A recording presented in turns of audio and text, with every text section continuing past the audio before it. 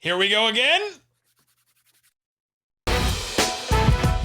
It's the Locked On Podcast Network, your team every day.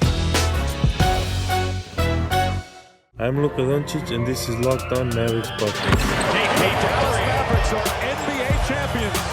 Bang! Bang! It's good! And the Mavericks have won the game! If you don't believe, you shouldn't be here.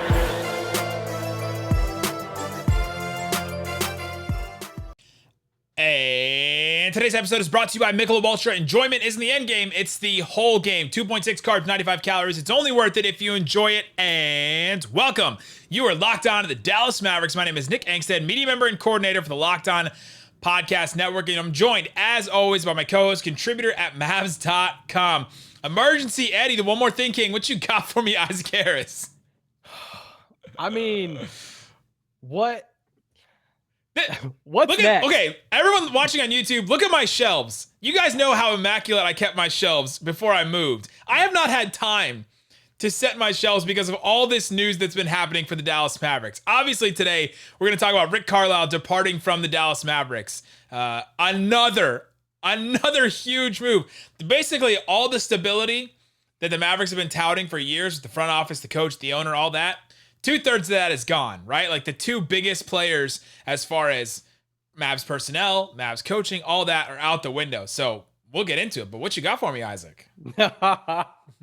Oh man. I have so many thoughts right now. But you do?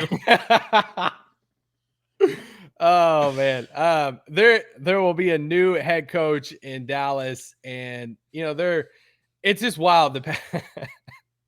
The past 2 days, the past week. I mean, this will be a week that we will look back on in franchise history as just a mind-boggling week. That, guys, the Athletic story dropped on Monday, Cato's piece, and it's like everything. It's like every single day there's been something, and not just something.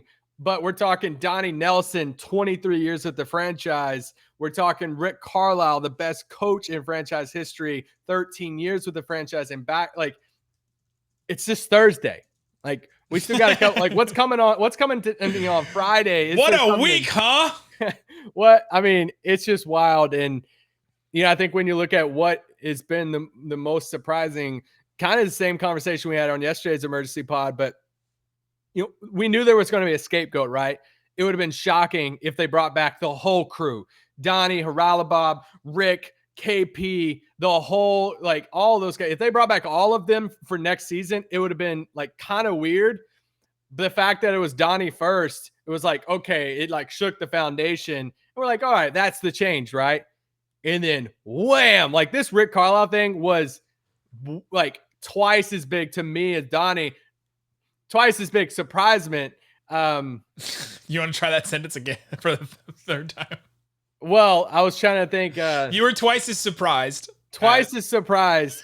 Twice as surprisement is what you just well, you're seeing my joyful happiness right now is over. Who's a darker shade of orange right now, Mavrello or you? I'm trying to ride this line, man. I'm excited. I'll just say I'm excited for I'm excited for this next phase of the Mavericks and this new coaching opportunity for who's next. What made you happier? Eternal salvation or? I'll just say this. It's more complicated for me about Donnie than it is for me for Rick. I'll say that. Yeah, so let's get into it. I mean, we talked about this the same way we did Donnie Nelson. Let's do Rick Carlisle. So Rick Carlisle is now out as Dallas Mavericks head coach. They sent a presser out that says the Dallas Mavericks announced today that Rick Carlisle stepped down as head coach. Quote, Rick informed me today about his decision to step down as head coach, said Mark Cuban. On top of being a tremendous basketball coach, he was also a friend and confidant. Rick Carlisle helped us bring the O'Brien Trophy to Dallas, and all those memories I will always cherish. I want to thank Rick for all he gave this franchise and the city. We wish him the best. Carlisle, the winningest coach in franchise history, hired May 9th, 2008. Man, that's still a long time. Not as long as Donnie Nelson, but still a long time. Completed his 13th season this past year. He posted a record of 555 and 478. That's a 54% winning percentage, essentially. Club led the Mavericks to the postseason 9 times in his 13 seasons at the helm, including the first championship in 2011. We want to just reminisce a little bit about Carlisle and then go into kind of what's next. Sure. So Rick Carlisle has been known as a great tactician. He's been known he's always voted in the GM survey as one of the best in-game adjustment coach. We've seen him make in-game adjustments. He's been a great coach and a great tactician / X's and O's guy to be able to lead this franchise. He seemed to be trying to change things up every once in a while, and he's been a good coach. I mean, let's put it that way.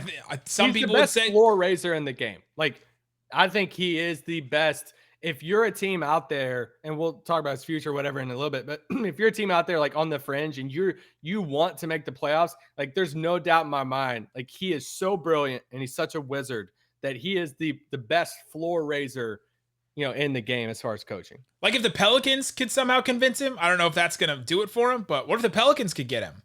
Then all of a sudden you've got some young talent there. He can put him in the right places. I mean, that could be a fit if they want to make the playoffs.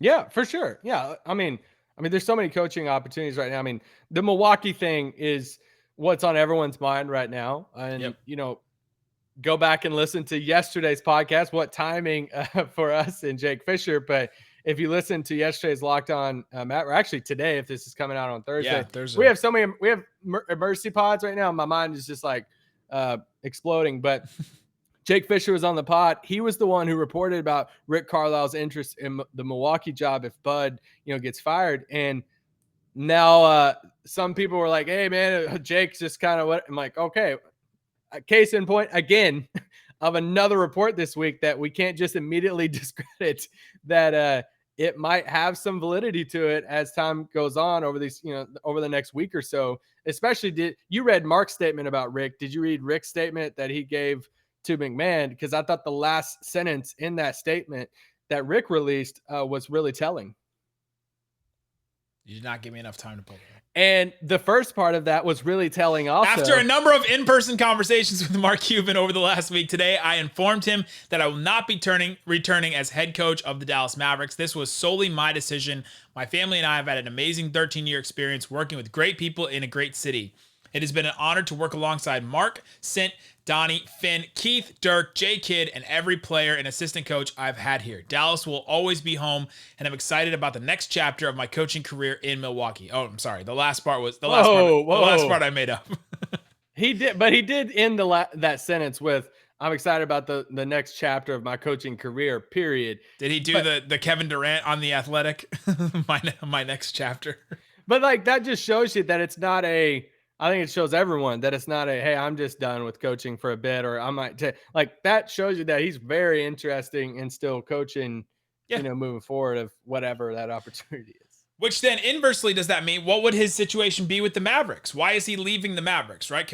We should probably get into that conversation. What's the reason? Is it the Reliably stuff? Is it he doesn't want to work for Mark Cuban anymore? Is it the tension between him and Luka? Is it the fact that his job has been in question over the last couple of years and he would be in the hot seat next year and doesn't want to have to deal with that? Is it the fact that Donnie Nelson is gone now, so he can't get away with some of the things he could get away with when Donnie Nelson was his boss, right? Like there's a whole bunch of things that it could be. Which one do you lean towards? Oh, man. There's a lot. You detailed so much of it. The Luka relationship is a real one, right? We've talked about Rick's relationships with players forever. Somebody wrote a piece on it on this podcast about Rick's relationship with players over the years. And one of us did that. Going back to, Detroit, that was before I was with the actual team side. So before BC and the before years, going back to the Detroit days, Indiana days, even to the Dallas days, we've talked about it so much. Just Rick is not the easiest person to get along with. That's not breaking news. And he has a very unique personality. And so when you combine that with Luka Doncic being 22, it's like, okay, well, if there's problems in the past with Jason Kidd, Rondo, whatever, now the new kid is in here. How will that relationship be with Luka? I think that's what we were all watching, right? And then as you slowly start hearing the little things, Luka's very open with his feelings. He wears his, feelings on his chest or his arm or however we want to say that. On his sleeve. Sleeve. Bingo. I'm just so that that I think people start reading the tea leaves. Is that right? That is right. Yeah, you got that one right. That's people started connecting the dots on that. And I think, and Cato's reporting on that too. He had a couple paragraphs. I think if I had to lean towards a bigger thing, it's probably that, but it's probably a combination of the other things too, of Bob's power, Donnie Nelson. He's been with Donnie forever. So, which, let's be real, we don't know if Haralabob is still with the team, right? Doesn't his contract end this past season? And then we're not sure if they re-upped or if he's still with the team. Like, we don't know that. What are the chances that all four of those guys are out? Like Donnie, Rick, Bob, and like if they at this point, if they trade KP before the season starts, are you shocked? I mean, I don't think anything is like shocking at this point. Okay, let's get into that. Coming up, let's get into some of the moves the Mavericks may make. We'll keep talking about Rick Carlisle. Who are some of the coaches that may replace him? There's some obvious names we're going to get into, so let's talk about that coming up. But before we do, got to quickly talk about rockauto.com. There's so many different parts and things that you could get for your car, but how do you know if it's the exact specific part for you and for your car? Chain stores have different price tiers. For professional mechanics, do-it-yourselfers, they got to go in the back. They got to come get it. Make sure it's the right thing for your car. Rock Auto's prices are always the same for everybody and reliably low. RockAuto.com always has reliably low prices and the lowest possible prices rather than charging prices based on what the market will bear like airlines do. So go to RockAuto.com right now. Use the promo. Right in the How Did You Hear About Us box, locked on so they know that we sent you. Rock Auto, amazing selection, reliably low prices, all the parts your car will ever need. RockAuto.com. All right, Isaac Harris. So, Rick Carlisle. Or let's talk about quickly. Would you be surprised if KP is traded? Because now let's just lean into the surprises me at this point. Let's lean into the chaos here. I'll throw this back up. We're leaning into the chaos about. Maybe we're not? Okay. We're not leading to the chaos. We'll lead into the chaos and say, if KP is traded, would you be surprised? No, I would not be surprised. But they don't have a president of basketball operations, right? Like, they have to make that move first. And then that person has to come in and try and figure out what's going on first before. Got to figure out the coach first. Figure out the coach. And then they have to make a huge roster move like that, right? And I don't know if coming in initially, if that's going to be your huge, big move. I wonder if that's actually going to be part of the pitch too. Okay, you want to be president of basketball operations or the GM for the Dallas Mavericks. What would you do with KP? Wouldn't that be interesting to hear some of the different people and to hear like Finley, what would you do with this? Danny Ainge, what would you do with this? Reliably, whoever's going to be, candidate. You just said that the third name on there is it's a chain effect, right? Like even Mark Stein reported said, hey, they're going to hire a basketball ops first before they do a coach. Yeah, right. Well, before they even do that, they got to figure out the Bob situation because, what if Bob's still in the picture and this story is already out there, that's going to factor in. What GM's going to want to come in and take the job? Like we already know the Rosas story of the 3-month tenure in Dallas and did he have power and all that stuff back, years ago. And it's like, if they got to clear that up with everyone first, then bring in the GM, then head coach, then probably roster stuff. So it's just, we're just not used to this. Like this continuity thing in Dallas as Mavs fans and everything, we've been so used to the same decision makers. And the only thing we've had to question is, wow, well, what players are going to dream up and go after in free agency?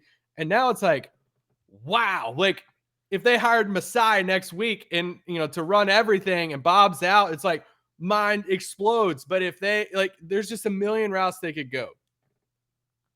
There's a bunch of routes they could go because it's a clean slate now, right? The two big players in the front office and coaching are now changed. So we don't know if our assistant coach is all going to be gone. It depends.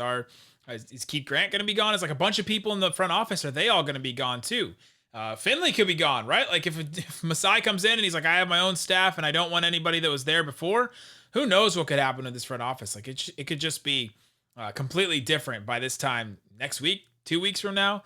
You'd think the draft lottery happens on Tuesday and then the draft doesn't happen until July. So you'd hope by July they hopefully have some of these in place. They have a firm already, can neither confirm nor deny if we are part of that firm. All right. So Rick Carlisle as a coach. What are you not going to miss? What kind of question is that? Okay. I mean, we can just speak straight to the camera here. I think taking away basketball aside, I think from a media side and from a reporter side, there are probably a little bit more media friendlier coaches in the league. I think just from a personal selfish side, I'm like, okay, cool. Like more of a personal, you see the Steve Kerrs of the world. I loved when David Fizdale came to town, being able to talk to him. I always enjoyed talking to Doc Rivers. I enjoyed talking to some of these like really fun, outgoing personal coaches that seem like they like talking back to you at the same time. So I think that would be cool. Yeah, I'll take that a step further for you, so you don't have to keep going on this. I was curious how you're going to answer that, but so with Rick Carlisle though, that was a true thing, right? That he's not a people person. He's just not. He's one of those classic genius basketball people that is not necessarily great with people. I think he tried really hard to be a people person. We've talked a lot about how he went and visited Dennis Smith Jr. He went and visited Luka and KP, and he went and he made you these think him moves. and Donnie are going to Slovenia? I don't think they're going anymore. I don't think that's going to happen anymore to go to visit him at the Slovenian national team practices. But he made efforts to go and do that and to try and be a player coach and try and do those things. But that's just sort of a natural thing that you either are or you're not. You're either really relatable or you're not. And from a media perspective, which that's the only perspective that we have, being around him in pressers and just standing around in hallways and like random things, he's just not an approachable guy. And maybe that's just to media. How many times he's embarrassed me? I mean, let's be honest. We've had a bunch of inside jokes on this podcast based on Rick Carlisle just trying to kind of. He does that to everybody, but just trying to put you down. He's done it to me. He's done it to every single person, right? He does it to Tim Cato. Like literally anytime he asks a question, he puts Tim Cato down. Now, when we've gone to Zooms, he's kind of toned that down a little bit, and I'm curious as to why that has happened, but. In the room when you're there with him, he likes to test people. He likes to see, I was a new media person, obviously. And so he'd like, why are you asking that question? Right. He like give you the head. It's almost like an endearing type thing too. I don't want us to come across like we're jumping on that. No, but I think it goes to a different thing. So he does that. And some of that is tactical. Some of that is he's trying to avoid hard questions, which why wouldn't you if you're the coach? Like I don't blame him for some of that stuff. But if he's that unapproachable to the media, is it true that he could be that to players as well? We've seen it with certain players. We've seen players have problems with him. One of the people on this podcast wrote a whole article about how certain players don't play nice with Rick Carlisle and can't. You're pointing the wrong way. Mavrella wrote it. But to get a coach that would be more of a player coach, more relatable, more understanding people, be more approachable from players and all that, I think could be a real positive thing. And I think that's an area where Rick Carlisle struggled. I think we'll put that. Genius coach, genius basketball mind, and incredible basketball coach for sure. But now in the NBA, everyone kind of runs the same stuff. In the playoffs, we were talking about, well, Rondo knows every single play that the Mavericks are going to run. Okay, so maybe it's not that great of an advantage to have a genius tactical coach if a player that played 5 years ago knows every single play you're going to run. Maybe you need more of a Ted Lasso type coach where he's going to put people in the right spots and treat people with kindness and meet them when they're where they are and all that stuff, and be able to get them to not necessarily IQ wise get them to the right spot, but EQ wise get them to the right spot, emotional quotient, right, instead of intelligence quotient. So I think that's an area where the Mavericks are going to benefit for sure. Yes, from a change. And I want to. Yeah, go ahead. Yeah, well, I want to approach it from the other angle too. Of man, there's a lot to respect about Rick's tenure here, and it's like there's never a season like we giving him credit. It's not like we're trashing him. Well, we were just taking the positive side with it, like, hey, just selfishly, like, what are you excited about the most, basically, with the new coach? And that's personally for us, that's what we're excited about, a more media friendly, type of coach. But basketball wise, giving him credit for just these past years, like you walking into any season with Rick Carlisle as your coach, like that makes you feel confident that, hey, you're gonna be winning. Like, I mean, when we read off that, 17 of the last 21 seasons, even though he's only been here, 13 of those, like they're making the playoffs a lot. And, there are a few span of years there that they didn't, but still he is. Well, they didn't have the talent to make it those years. Like that's not even on Rick, right? True. But like, even you look at, I mean, they took this Clippers team to 7 games and Boban's playing 30 minutes of that. So, some of those games, you look at that 7-game series against San Antonio that year that the Spurs won the title stuff. Like, Rick is the ultimate floor raiser. And so much, I think we can look at the bigger scale of this, of saying, look at Don Nelson for Dirk Nowitzki. Going back to early Dirk years, he had Don Nelson, this established vet coach, for when he came into the league. That wasn't his forever coach, right? Like, it's kind of like your first love, your first girlfriend in high school, whatever. It's like that wasn't the one. That wasn't the one that you're going to win championships with. And, it lasted how many every years with Dirk? 5-6 years. And then, Avery took over. Avery ended up not being that coach either. I mean, they at least went to the finals, and then took the new coach, Rick Carlisle. So in a way, this is how I'm viewing it. I'm viewing that Rick Carlisle, was Don Nelson to Dirk. Like, that's him to Luka. And I think it's just a natural, phase of life, progression. And now, I mean, I think maybe in this next segment, coming up next, let's talk about actual replacement ideas in Dallas. But before we do, let's talk about Built Bar. Built Bar is a protein bar. It tastes like a candy bar. I had a raspberry Built Bar today. They're absolutely delicious. They're great. Most protein bars, most Built Bars, 17 grams of protein, only 130 calories, 4 grams of sugar. That's it for a bar covered in 100% chocolate, and honestly tastes like a candy bar. I mean, we say that over and over again, but it's true. You eat it and you're not like, oh, this is a trail mix like bar. This is like a, all that. It actually tastes like a candy bar while only having 4 or 5 grams of sugar and only 4 grams of net carbs. They're absolutely great. Get raspberry, mint brownie. Those are incredible. Cherry barcia I like as well. People like the double chocolate, peanut butter brownie. There's all kinds of different options. Go get them. No matter what flavor it is, you can't go wrong with Built Bar. Also, there's a bunch of new flavors that come out all the time. You have to keep checking back on the website. Grasshopper cookie was one that recently came out. The coconut brownie chunk, whenever they come out with it, buy it sight unseen. Just get them. Yep. Just get as many as you can because they're absolutely delicious. Go to BuiltBar.com. Use the promo code LOCKED15 to get 15% off your first order. Use the promo code again, LOCKED15 for 15% off at BuiltBar.com. All right, Isaac Harris, let's get into the changes. Like, who do you think is now going to come in and replace Rick Carlisle? Because I think it's really big shoes to fill. Ooh. I mean, there's one name that we have been talking about for so long. The past 2 off seasons, I have tweeted out both, a couple off seasons now. I'm like, oh, here I am at the annual awkward spot of Mosley deserves to be a head coach somewhere, but I just don't want him to leave. And in the back of my mind, it's like those tweets were secretly, hey, Mosley, just stick around until Rick's gone, basically. And here we are. And I absolutely love this guy. It's like you can't find a person in an organization who does not like Jamahl Mosley. Specifically, Luka Doncic loves this guy.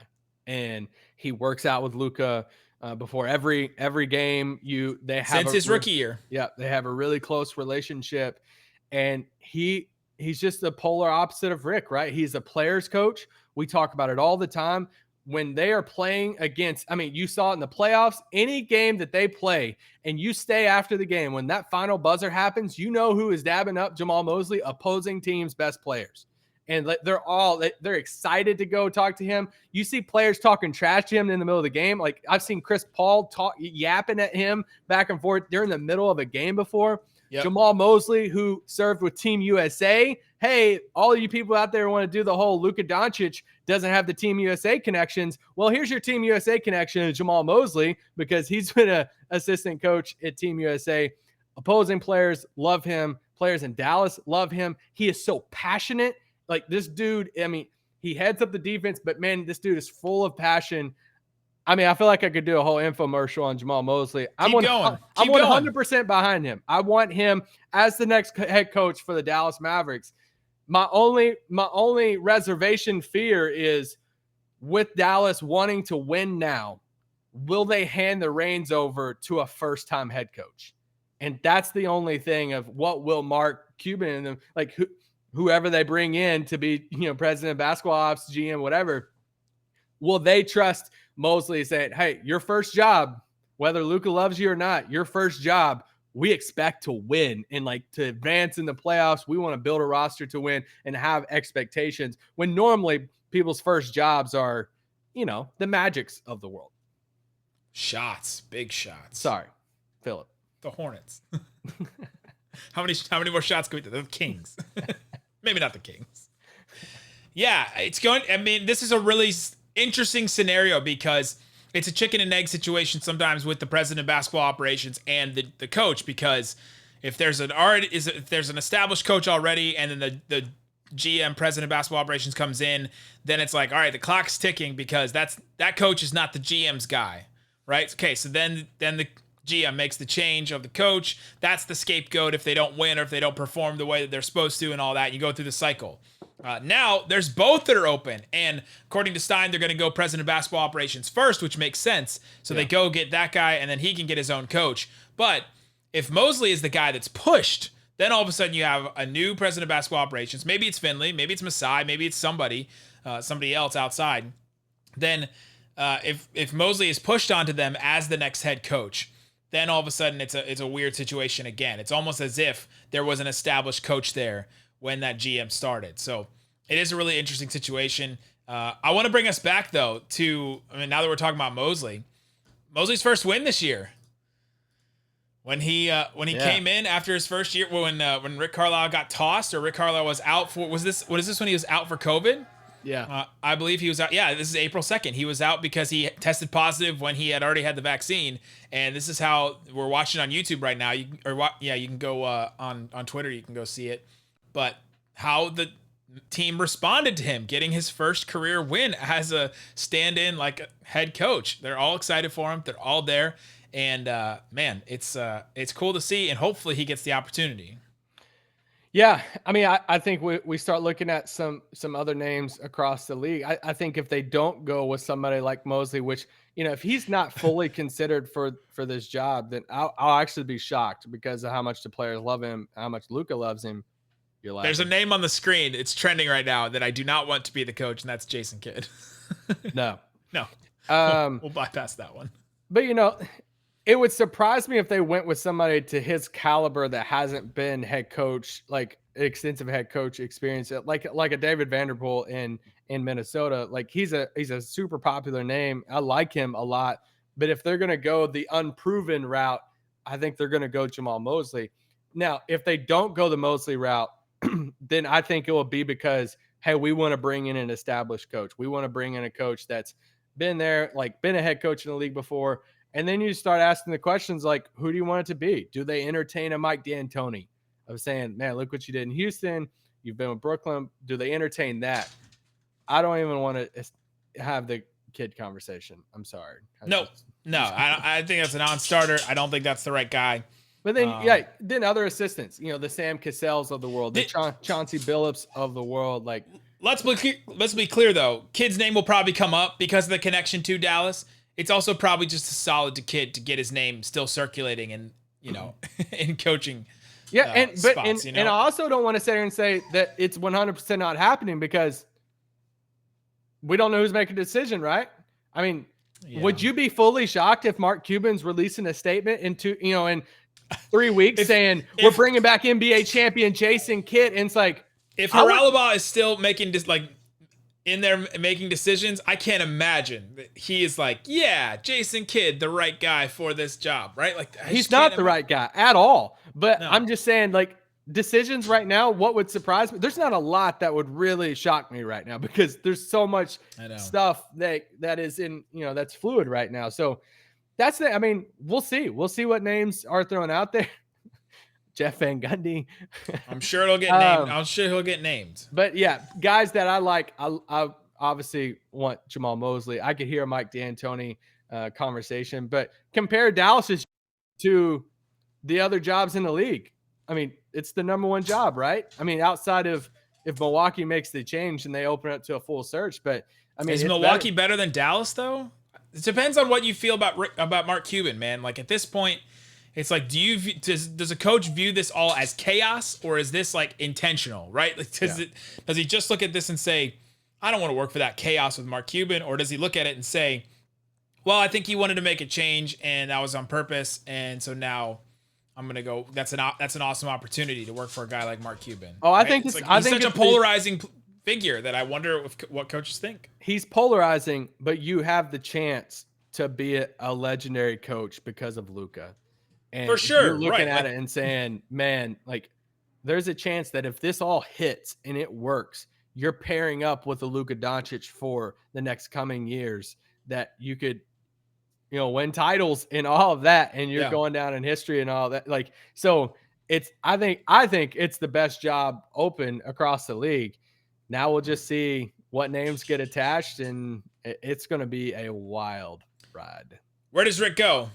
Boston, Milwaukee.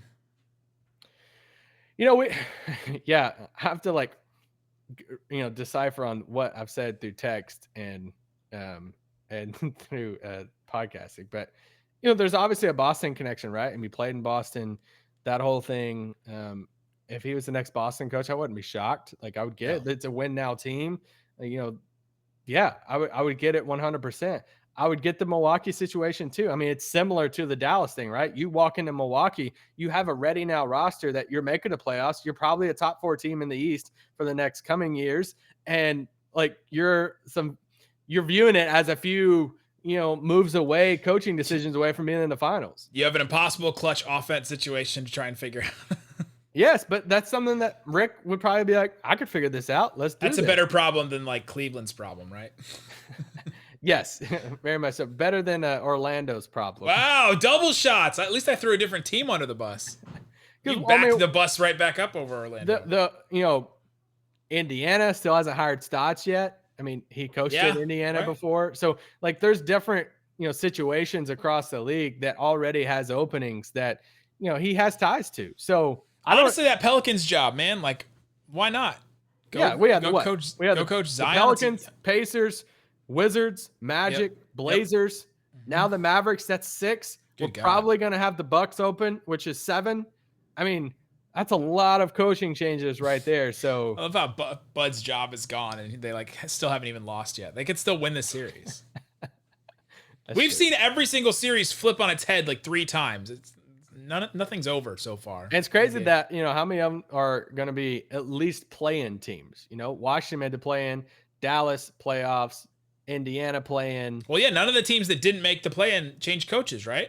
Well, Orlando and New Orleans. Yeah, that's true. So it's wild. I mean, it's just a crazy week for the Mavericks. Rick Carlisle's out. Donnie Nelson's out. It's just this whole thing of when we talked to Tim Cato earlier in the week, which that pod feels like forever ago. I know. We talked to Jake Fisher yesterday. It's like for so long, people around the league have just viewed Dallas as, oh, it's the same people. Like, we know it's Donnie. We know it's Rick. We know it's Q and these guys. And now the only things that we know about the Mavericks right now is that Mark Cuban's the owner and Luka Doncic is our best player. Outside of that, and which looks like he's going to be signing an extension, pretty soon. So it's like, outside of that, this whole roster could be, changed up so much. We're going to have a new head coach. There's going to be a new GM, basketball ops. Like, we don't know if Reliably is going to still be there. There's so much stuff that's in flux right now. And it's just wild. We're not used to this in Dallas. We're not. And we know that it's Mavrello's fault. That's true. He could be the next. Mavrello showed up. Where is he? Where's Mavrello? To answer the tough questions, Mavrello, where are you? Where are you? Did you hide? Mark Cuban's making statements. You're not making statements, Mavrello. Things are happening. You can't just lead the ship when things are going well in the playoffs. Come on. We got to speak truth to ownership and speak truth to power. If he wants to be the owner, he's got to speak out on stuff like this. Come on. Guys, y'all missed it on when y'all know I go on the Mavericks official Twitch account sometimes, and I went through this whole spell with Bobby. You play COD on there. It was great talking about. I set Bobby up, and I think I got him scared a little bit of saying, I was like, man, there's one guy that we're all thinking about right now. There's one person that's bringing tension to the front office, tension with ownership that everybody's wondering. And I set it all up, and I was like, so what do you think about Mavrello? And it was good. I was proud of myself for that moment. So, but anyway, it's crazy. It's crazy time. you can obviously tell in my sentiment here that I'm excited. I'm more excited towards this move today than I am the Donnie thing. I have mixed feelings with the Donnie decision and seeing Donnie leave. As with Luka, we didn't even cover the Luka Doncic press conference. He had feelings with that he was closer with Donnie. We knew that. That's why. Well, anyway, I'm not going to get into Mark Spears thing, but Brad's story about Luka not knowing about Donnie and finding out when we might have to do a Friday pod. Yeah, we might have to. That was news to me. I thought for sure Luka would have known, but it's crazy times in Mavs land right now. There you go. We'll have more, guys. Thanks so much for listening to Locked On Mavs. Peace out. Boom!